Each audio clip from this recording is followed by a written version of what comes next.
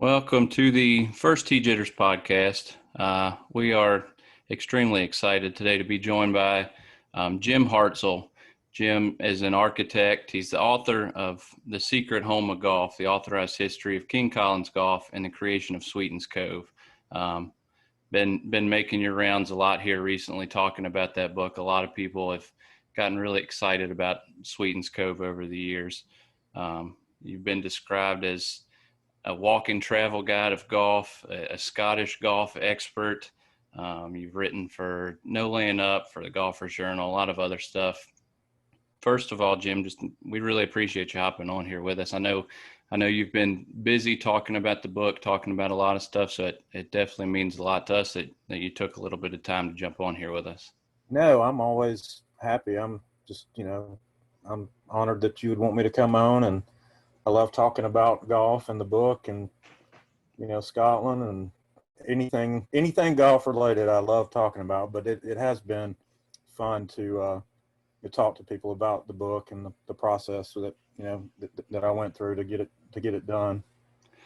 So you've been making your rounds, doing different podcasts and some speaking engagements. What is it kind of about the golf community that you've come to be a big part of? We've talked to Tom Coyne and Jay Revel and the guys up at Belmont that just had a Golfer's Journal event, and we talked to a guy who designs courses for the golf video games, and now we're here talking to you. What is it about the golf community that can let somebody like me and guys like us just kind of get together and talk about golf? Well, I don't know. It's an interesting point that you bring up.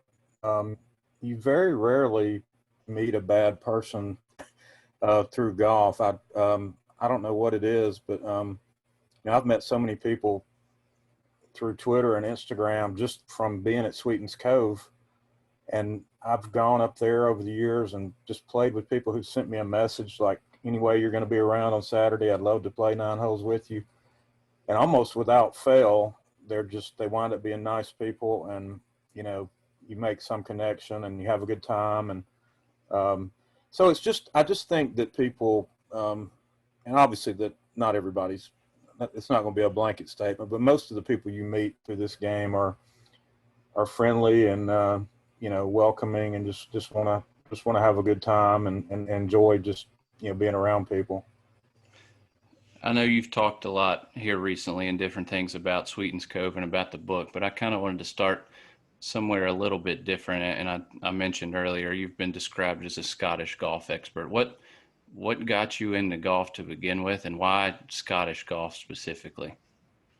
Well, I come from a golfing family. My grandfather played. My dad played his whole life. His brother. I've just played since I can remember. I had a club in my hand and loved it. And my dad loved the British Open, the Open Championship. That was his favorite tournament.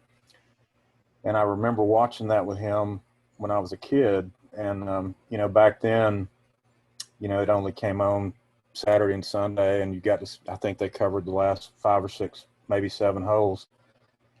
But the one I remember first was the 77 Open at Turnberry, watching that with him.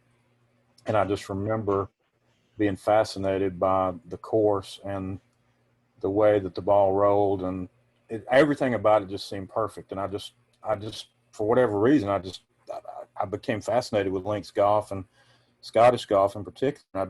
We talked, when I was younger, we're going to go there someday. And then when I got out of college, my dad called me one day and said, let's go to Scotland, and you plan the whole thing. I'll go wherever you want. He said, the only thing I want to do is play the old course. We can go anywhere else you want. And I had just read a book by Michael Bamberger called To the Links Land, and I wanted to go to Machrihanish. So we went to Machrihanish for a week and played. We did play the old course, and we played Carnoustie and a couple other places, but we stayed in Machrihanish for a week, and I wound up playing a course down there called Denaverty that I just absolutely love. And I just fell in love with that area, and I sort of fell in love with trying to find kind of the off the beaten path type courses. And I've got to go back, 6 or 7 times, and just came back from a month over there, and I just love it. And I just love the history of it. I love the culture of the way that people play golf there and how it's a part of life. And I don't know, it's just something about it. If you've ever been, that there's nowhere else really like it, in my opinion. I'm guessing you would say maybe St. Andrews then is the kind of the holy land for golfers. Then St. Andrews up on the top of the list. I would say so. I mean, I've played the old course, I think 4 times, and I love it. It's a, you know, it's not, there's nothing else really like it. And I love St. Andrews. I did not go to St. Andrews this past trip when I was there for a month, because I've been there. I mean, I wanted to go to a lot of places that I'd never been. I did spend a lot of time in Machrihanish and Denarvy just because that's my favorite place. But I stayed a lot on the West Coast and went to up the West Coast and way up north and to Durness and, Bray and Brora and Gillespie and places like that. And it was great. And I look, if somebody asked me about going over there and they'd never been, I'd say go to St. Andrews, get in line and play the old course. Even if you have to get up at 1 o'clock in the morning and go get in the queue to get on, do it. I mean, the first time we went in '94, we didn't have a tee time, and I had read that you could get up and get in line and the starter would get you on. And so my dad and I got up about 3 o'clock and walked down there, and we wound up getting off, by 8 or 9 o'clock. And, we still talk, he's 70, about to be 78, and we still talk about that round. I mean, what is that, 27 years ago? And so I would tell people to definitely go there. I'm just fortunate that I've got to go to a lot of the big places when I was younger, and I can kind of go where I want now, if that makes any sense. Right. Yeah. We talked to Tom Coyne and asked him about the kind of the differences between Scottish golf versus American golf, and he talked about how a lot of stuff over there, that one of the big differences is just that pretty much everything there is public. A lot of the really good courses in America, I'm never going to get to play, but you can go over to Scotland and play any course that they have there. Is that something that kind of stood out to you too? Yes, definitely. That's something I've talked about for 30 years now, since I first went over there. I was just amazed that you could call Muirfield, and now it's all, you got email and stuff, but back then you called or wrote an actual letter, and you could play, and or Prestwick or Troon or any of these places. It's just unbelievable. I mean, if you wrote a letter to Augusta, they wouldn't even open it. So, and that's just the way that, it's just a different mentality. I mean, they have all these things over there. They have these things called open competitions that are just incredible. Like they're open to anybody that wants to play. I mean, we played, a friend of mine over there, we played in a couple while I was there, and anybody can come play at the club. And it's like 10 pounds or 15 pounds to play in this event. It might be Stableford points. It might be stroke play, but they just have this mentality of the courses are really open to everybody. Now, granted, they are clubs and people are members, but there's virtually, there's 2 or 3 places over there that are they're so expensive that a normal person couldn't go to, but 98% of them are just, you can get on if you want to. Before we get into Sweetens Cove stuff, not including Sweetens Cove, is there anything here in the United States that you think would even come close to golf in Scotland? I know people sometimes talk about Bandon and places like that, but what in your mind kind of comes close? Well, I have not been to Bandon. It looks great. I hope to go there someday. I think Sweetens has the feel of playing in Scotland, just the overall, the way you feel when you're out there and the type of shots you hit. But I guess I would say the closest thing, or maybe a couple of places out on Long Island. I mean, I've been out to, I haven't played out there, but I've been to I went to the U.S. Open at Shinnecock, and played a course on the end of out in Montauk called Montauk Downs. And I don't know, that area has a bit of the feel of it. And that would be, from where I've been, that would be kind of the closest thing, I think. But those courses are also ultra private though, so that would be, kind of the opposite of Scotland. But as far as the way the courses feel from what I've seen, when I've been in there, that would be the closest thing. Right. So you wrote the book, The Secret Home of Golf, about King Collins, the design firm, and the creation of Sweetens Cove. How did you get started on that? What was kind of the inspiration for that? Well, I had found Sweetens Cove. My son sent me a podcast in 2016, and it was the Fried Egg podcast, and Rob Collins was on there, the architect of him and Tad King, the architects of Sweetens Cove, and he said, "Dad, you ought to listen to this. This place is like an hour and a half from our house or less." And so I did.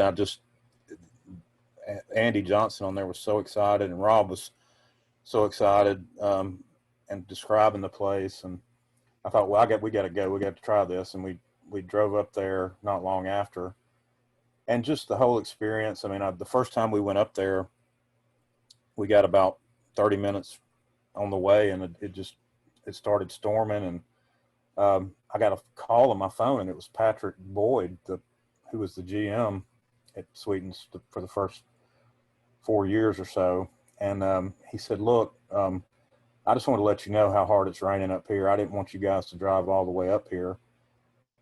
And I said, "Well, I appreciate that." And so we turned around and went home, and I just thought, well, who does that at a golf course? I mean, the guy didn't even really, he just had my number from when I had called up there to make a tee time, and he must have had it on his phone, and he called me back. And I just thought, that's kind of unusual.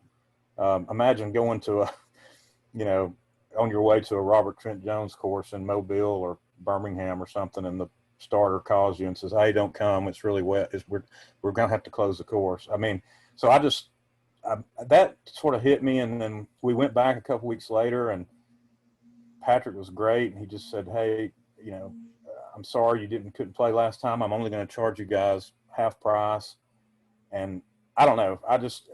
That's not even counting the reaction I had to seeing the golf course. And so I became obsessed with it, started going all the time. I met Rob not long after, and we got to be friends. And I sort of saw things develop, and I was at the Ringer, which was an event that Zach Blair had out there in October of 2018.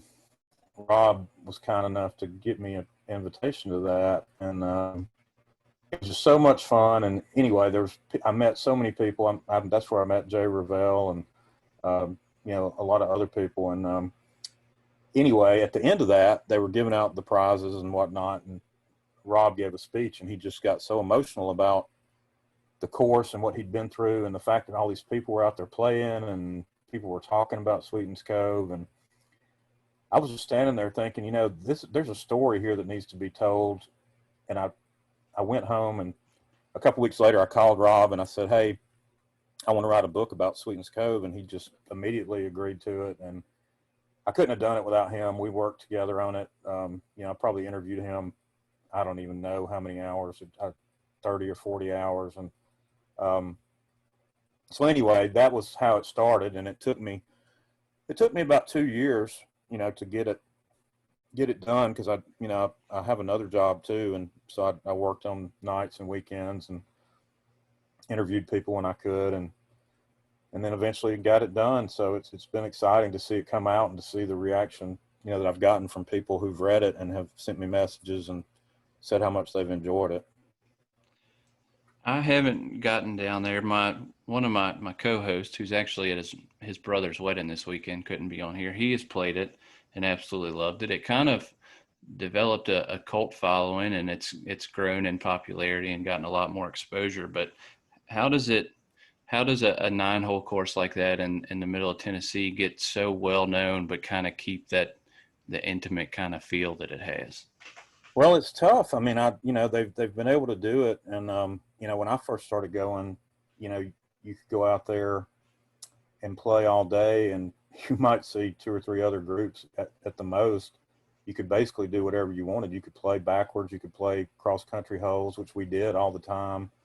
You could stop and do whatever you wanted. And that was great. And a lot of us that have done that, and there's people that were there before me, obviously, Trey, Moon, John Allen, Jeff Howard, that were there from the beginning. And everybody loved that. And that's where it started. I think there's a certain type of golfer that it just resonated with. Now, having said that, that's not a sustainable model for a golf course. I mean, you'll see in the book that, Sweetens was a day or hours away from closing about 10 times. And it's just a miracle that they made it. And you just can't, as much as we all love that, going out there with Patrick and playing holes and just doing whatever, that just doesn't work from a financial standpoint. So when it did start, the New York Times article, well, the course got rated, ranked by Golf Week, and the New York Times article came out, and that sort of got things going, and they started to at least have steady play, and but then it just kept growing, and it did, what they've done now. There's also a danger of having too many people out there, quite honestly, because it's a 9-hole golf course. I mean, you can only accommodate so many people. And so they've had to come up with a system of having a certain number of day passes that they sell. And it really is a great idea because it keeps the feel of, playing fast and doing kind of what you want. And it keeps it to a manageable amount. And you can play all day. And it's one price, or you can just play 18, whatever you want. But it keeps it, it's made it where it's kept that feeling of, intimacy and kind of just the nature of something different than your standard golf course. Without giving away anything from the book so people can read that, I know we have a buddy that went to Sewanee, and I know Rob Collins went to Sewanee, and there's a little 9-hole course there that Gil Hance redesigned a year before Sweetens Cove opened up. Any inspiration that got drawn from that when it came to Sweetens Cove? Well, it's in the book because it's really interesting, and I've played.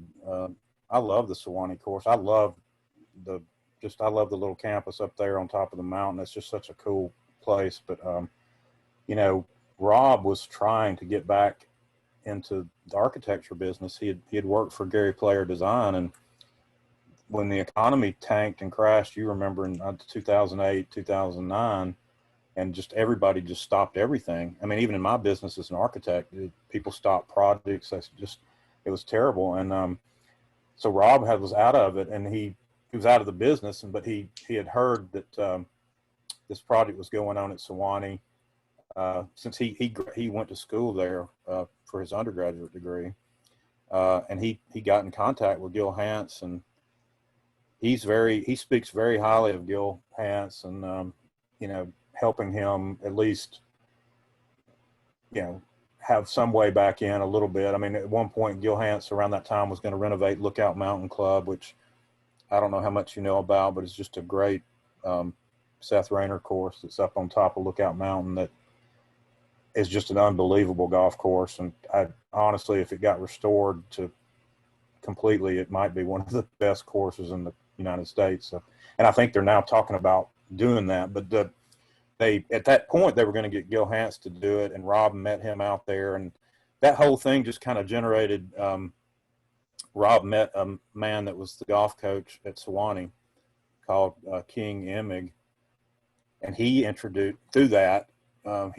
Rob to the guys that owned the old Sequatchie Valley course, and that's really how he got involved and back into architecture. And so that all kind of developed through that Sewanee. He wanted to work on the Sewanee project, and it just didn't work out for him. But this is what he got. This is what happened, sort of as a result of that, that interaction. And Rob Collins and Tad King, who are the two parts of King Collins Design Firm, I've heard kind of whisperings, I guess, that they may be helping with the stuff that Zach Blair's doing, um, which looks like it could end up being pretty cool. Well, yeah, they were for a long time helping him with the Buck Club layout and out in Utah, and that kind of fell through. And then he's doing the project that he's doing in, I guess it's South Carolina. He wound up getting someone else to work on that, but Rob helped him a lot. And I mean, I've still got a plan of the layout Rob did for the Buck Club property, and it was great. But Rob and them are doing so good. They've got this course they're building up in Nebraska called Landman. It's just unbelievable. I walked it with Rob about 9 or 10 months ago, and it was all the holes were shaped. The bunkers were shaped, the greens were shaped, but they only had grass on 1 or 2 holes. And I was blown away by it. It reminded me of being, honestly, of all the places I've been, there's not a good comparison for it. It's just so unusual, the landscape. And it's going to open hopefully next spring or summer.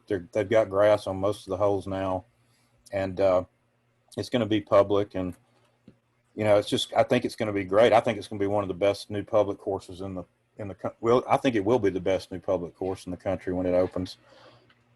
And so that they've got a job in Texas they're doing now in Lubbock. That's a interesting project. They've got this course in Memphis, a 9-hole course they've redone that is going to open anytime. I've seen pictures and haven't gone yet, but the grass is coming in. And they've really, and Rob will tell you that, Sweetens Cove is the genesis of all that, and just, helping him get his foot in the door with some of these, because it's kind of the world of golf course architecture. It's hard to break into. I mean, you've got Tom Doak and Gil Hance and Corin Crenshaw, and then David McClay Kidd, and, they seem to get, for every Mike Kaiser or big project, they seem to be the ones that get it. And so for him to be able to break in and get some products like this is pretty impressive. And I've told people the last couple of years, if you want to work with Rob and Tad, you better get them signed up right now, because they're really taking off. And you are an architect by trade. You pay attention to kind of the design and nuances and stuff like that. If you were designing a golf course, what does it have to have in it? Well, and I do. In the book, I have a lot about the construction. I talk to Rob. I love that part of it.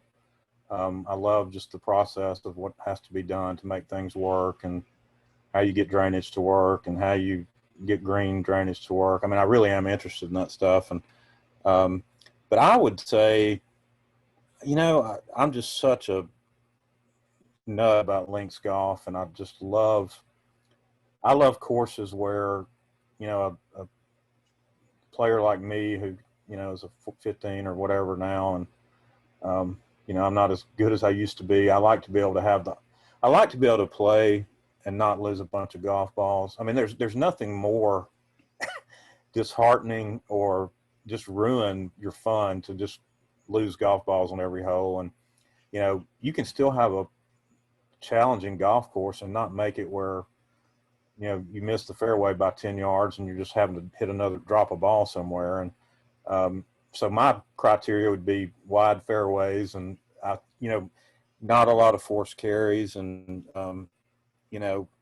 not and give people the opportunity to hit shots into greens, more than one kind of shot. And that's what I love about Sweetens Cove, and that's what I love about Rob's other courses that they're working on. You can play a punch shot from 150 with a 7-iron, or from 130 with an 8, whatever, or you can hit it up in the air. But it's different than what you see on TV a lot on tour, where they're hitting a driver, they're hitting a wedge. What you get, the goal is to hit it as high as you can and stop it. And so my criteria is maybe a little bit different than some people. I like the kind of the Alistair McKenzie. If you've ever read Spirit of St. Andrews, his theories and on design, and giving people options, and making it where normal people can play and have fun. And so that's kind of the way I look at it.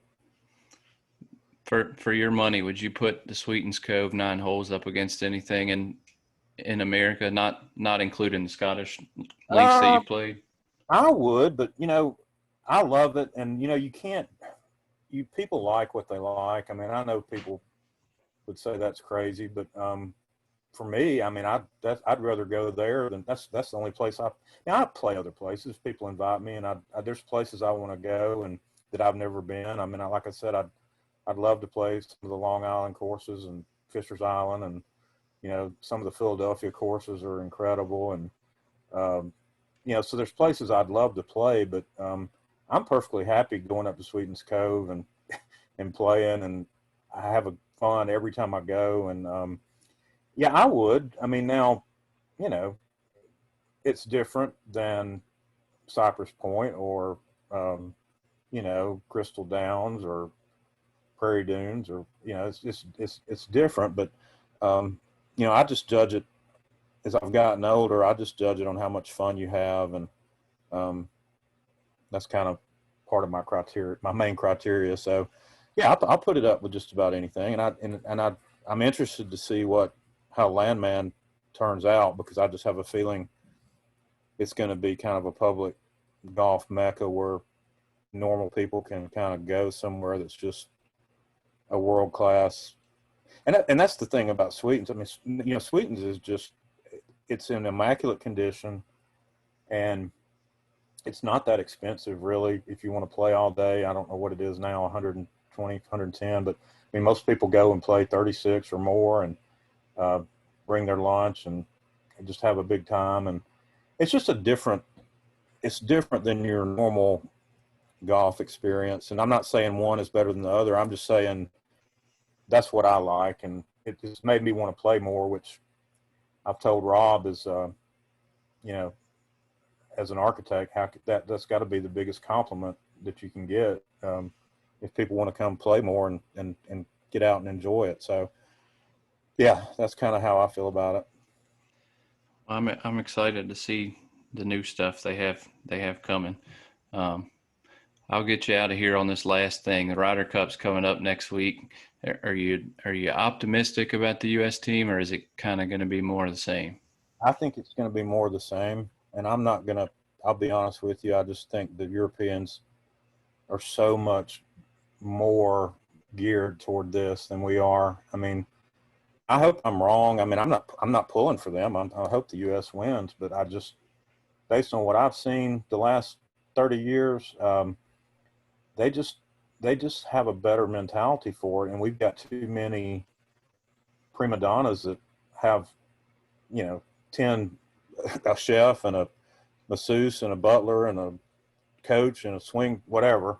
And I'm sure a lot of those guys do too, don't get me wrong, but it just seems more individual. We're more of an individual sport. Most of our guys are geared that way. And I will say this, I'm fascinated to watch it. I think it's up there with the Open and the U.S. Open and the Masters. It's up there with any of the greatest golf events, and I can't wait to see it. But I just don't. I hope I'm wrong, but I do think Stricker did a good job of. I like the fact that he picked all these rookies. I mean, why not? I mean, nothing else has worked. I mean, why not try something different? And maybe some of these guys will get excited about it. I mean, I like JT and Spieth playing together. I mean, you'd have to think that would just be a great pairing, and and it's just gonna come down to, well, the Ryder Cup comes down to putting most of the time. Quite honestly, whoever putts the best wins. But the Europeans seem to be able to make these 20-footers when you've got to have one. I mean, you think back, and this is probably more than you want to hear, but I love the Ryder Cup back to when the U.S. lost Madonna. You got to watch that last day sometime. It's just unbelievable.